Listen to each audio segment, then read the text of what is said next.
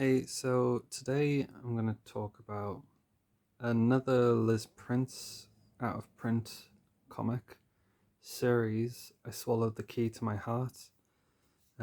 This was self published and it's pretty large and oversized. This is like a standard mini comic size, like half.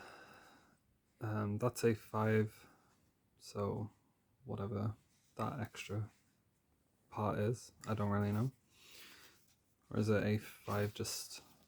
Yeah, it's a whole A. Okay, so it's A4. So it's pretty big for self-published. You don't really see this kind of thing a lot. She did 3 of these, and it's kind of bizarre because I feel like when she was making this, she was, peak Liz Prince. I feel like she's pretty popular in the indie comic scene. All was to be fair more like 10 years ago. That's not a slight. She's definitely pulled away from making printed comics, at least. I think she's still doing web comics. Um, so I was really surprised that she never collected this, but I think seeing the contents and where she's at in her life now, I do understand why, because it's about previous relationships and, she's at least 10, 15 years older from when this came out, when this was being serialized. And you probably don't want your husband to be like, "Hey, I'm going to release an old comic about old boyfriends." But it's kind of like classic Liz Prince in that like alone forever tomboy will you still love me if I wet the bed kind of feel. It's like classic Liz, but these were really hard to find. I found them on a website. I don't even know what website. Kind of like a big cartel or an Etsy, maybe an Etsy, and they took ages to arrive. And they said they were trying to dig out and find the last few copies, and I think they had to contact a distro to get them. And they are a little bit beat up, um, but I didn't really mind because I'm pretty sure these are the last copies in existence, or at least from the original print run. She did do a lot of minis in 2006 to 2009. A lot of it never got collected. Delayed replays. That collected stuff, but there's a few things that I've kept my eye out for, and it's never turned up, and I've never seen this turn up since finding this copy or these copies. So yeah, as you can see, it's pretty beat up. This came out April 2010, and she says, as should go without saying, for most autobiocomics, the events depicted have been told from the artist's point of view as accurately as memory allows, but by no means should be considered 100% true.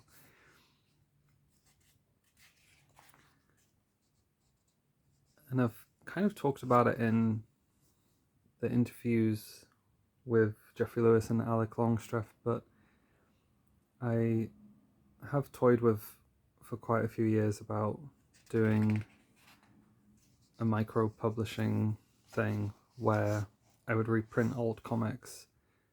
And a few people said yes and got on board, and a few people said, sorry, I've already, signed contracts to other publishers. I reached out to Liz Prince about this.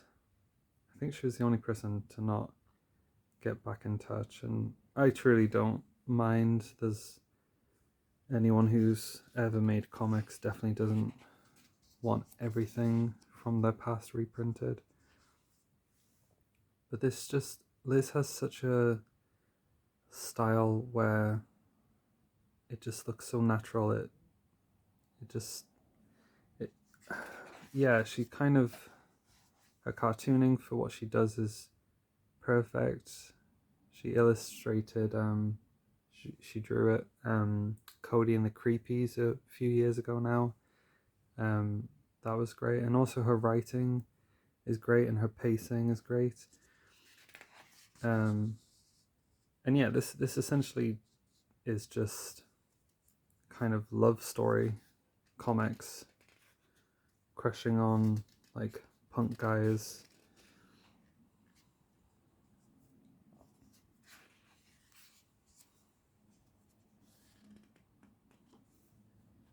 I don't ever feel like it really,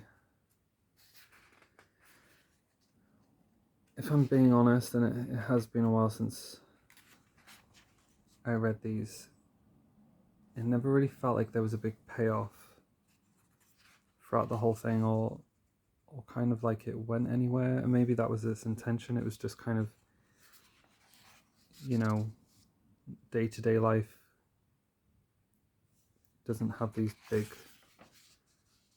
closing scenes with fireworks.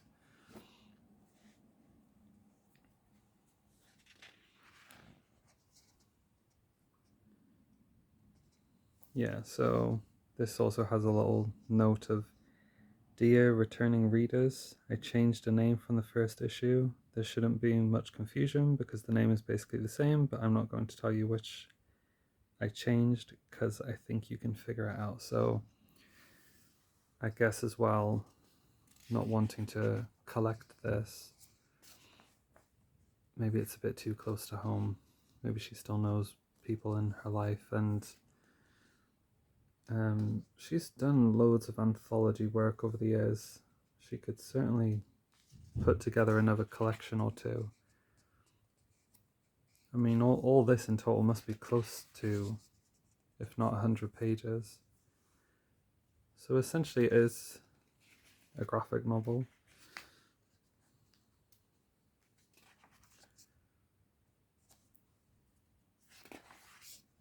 But yeah, the storyline through and through is um, crushing on dudes, making out with dudes, maybe finding out people are two-timing each other. And I kind of think like Liz is banging her head against a wall with some of her choices. But none of this is embarrassing or anything. It's really just kind of how we all fumble through life, thinking certain people are, you know, the one for a period of time, whether that's a day or a few weeks.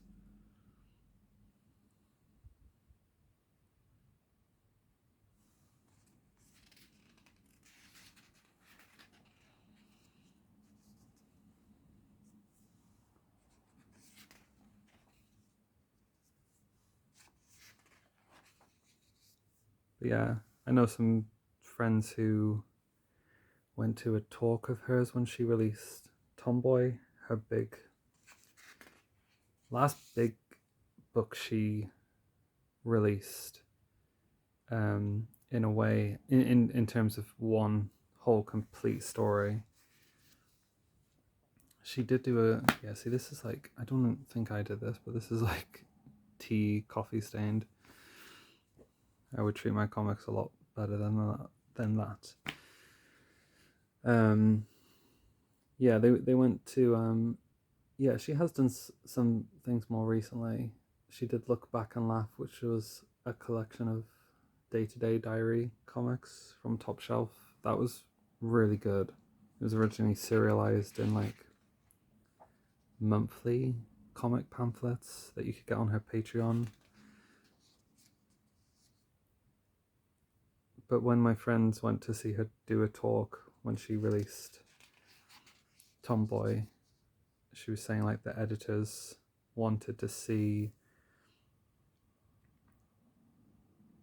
her kind of pencils to her final inks just to, I think, maybe change a few things, and she showed examples of it, and it was like there was literally no difference. So it does feel like she almost, maybe she does use pencils even for stuff like this, but it just feels like her style just comes so naturally. It looks effortless in a great way. And there's so much humor in this. Like, Liz is just really, like, her writing, I think, in her veins is, she does great at kind of comedy writing, light-hearted comics. Although Alone Forever does definitely have some super sad moments. Yeah, she has a lot of books actually. Be Your Own Backing Band, which had 2 editions, one in black and white and then second reprint in colour from Silver Sprocket.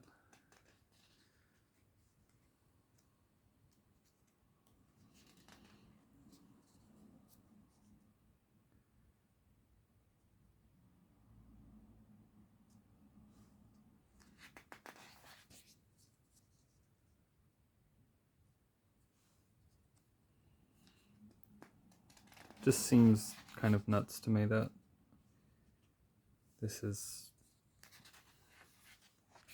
70 to 100 pages in total, and it just probably will never see the light of day as a collection.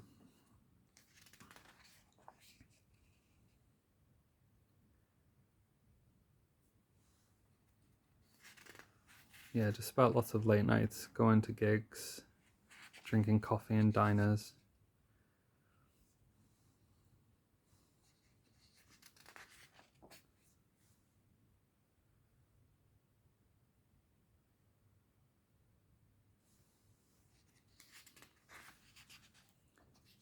She was featured in,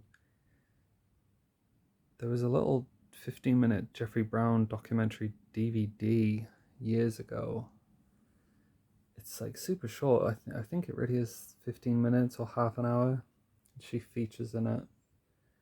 She is getting interviewed, I think, at a comic convention, and she talks about a time when she stays at Jeffrey Brown's house, and it was like, again, just one of the funniest stories, and the way she delivered it ever. Yeah, she seems really just a really cool, interesting person to hang out with. So yeah, this is the complete I Swallowed the Key to My Heart. Yeah, thanks for watching.